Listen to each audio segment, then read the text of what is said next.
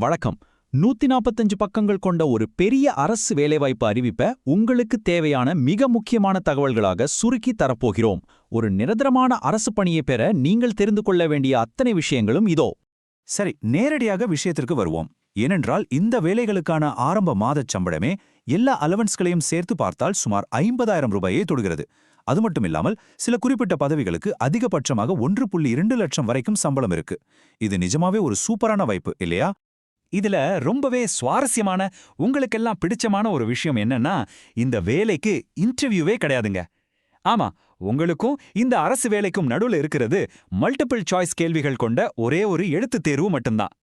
இந்த தொகுப்பில் நாம் என்னென்ன பார்க்க போகிறோம் என்று ஒரு குயிக் அப்டேட். காலி பணியிடங்கள், தகுதி விவரங்கள், தேர்வு முறை, முக்கியமான தேதிகள், அப்புறம் அந்த 145 பக்க நோட்டிஃபிகேஷனை ஈஸியா புரிந்து கொள்ள ஒரு ஷீட் கோட், இதையெல்லாம் தான் பார்க்க போகிறோம். பகுதி 1. பொன்னான வாய்ப்பு, துறைகள் மற்றும் காலி பணியிடங்கள். இந்த அறிவிப்போட பிரம்மாண்டமே இதுதான். தமிழகம் முழுவதும் சுமார் 450 நிரந்தரமான அதிகாரி அந்தஸ்திலான காலி பணியிடங்களை நிரப்பப் போகிறார்கள். இந்த காலி பணியிடங்கள் எல்லாமே பொதுப்பணித்துறை, வேளாண்மை, ஊரக வளர்ச்சி, விலங்கியல் மற்றும் சுரங்கத்துறை, அப்புறம் தொழில்துறை பாதுகாப்பு மாதிரியான முன்னணி துறைகள்ல இருக்கு. அதாவது நீங்கள் எந்த துறையில் படித்திருந்தாலும் உங்களுக்கான ஒரு பிரத்யேகமான பதவி இதில் கண்டிப்பாக இருக்கும். பகுதி 2.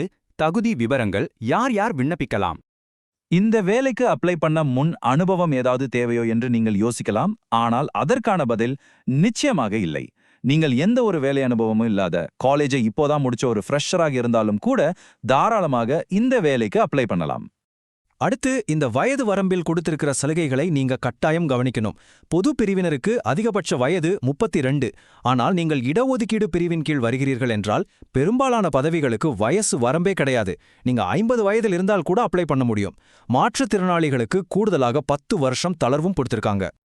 இதில் இருக்கிற ஒரே ஒரு ஸ்ட்ரிக்டான ரூல் என்னன்னா, நீங்கள் அண்டை மாநிலங்களிலிருந்து அப்ளை செய்பவராக இருந்தாலும் சரி, உங்களுக்கு தமிழ் மொழி அறிவு கண்டிப்பாக இருக்கணும்.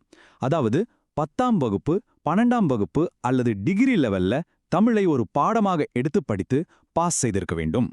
பகுதி 3. தேர்வு முறை. இதில் எப்படி செலக்ட் ஆகிறது? இன்டர்வியூ இல்லாததால தேர்வு முறை எப்படி இருக்கும் என்று புரிந்து கொள்வது ரொம்ப முக்கியம். இது ரொம்ப சிம்பிளான 3 படிகள் கொண்ட ஒரு எழுத்துத் தேர்வுதான்.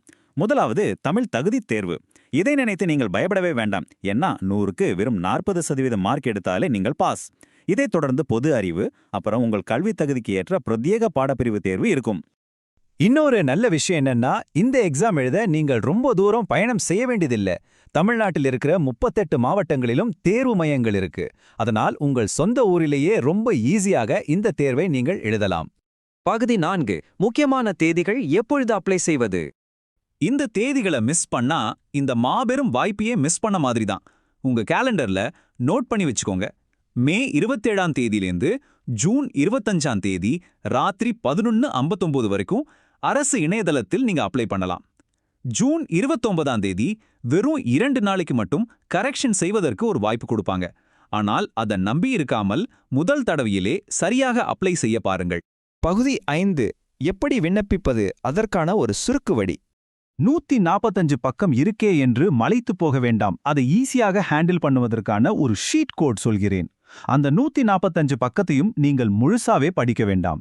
உங்கள் கல்வி தகுதிக்கான 45 வகையான பதவிகளை கண்டுபிடிக்க நேரடியாக 9லிருந்து 15ஆம் பக்கத்திற்கு போய்விடுங்கள். அதன் பிறகு எப்படி அப்ளை செய்வது என்கிற முழுமையான வழிமுறைகளுக்கு நேரடியாக 25ஆம் பக்கத்தை பாருங்கள். அவ்வளவுதான். அப்புறம் உங்கள் போட்டோ, கையெழுத்தோடு அதிகாரப்பூர்வ வெப்சைட்டில் அப்ளை செய்துவிடலாம். இவ்ளோ கிளியரான ஒரு ஐடியா கிடைச்சதுக்கு அப்புறம் மிச்சம் இருக்கிற ஒரே கேள்வி இதுதான். எந்த இன்டர்வியூவும் இல்லாத இந்த 450 நிரந்தர அதிகாரி பதவிகள்ல எந்த துறை உங்களுக்கானது என்று முடிவு பண்ணிட்டீங்களா? உங்களோட ப்ரிப்பரேஷனை உடனே ஸ்டார்ட் பண்ணுங்க.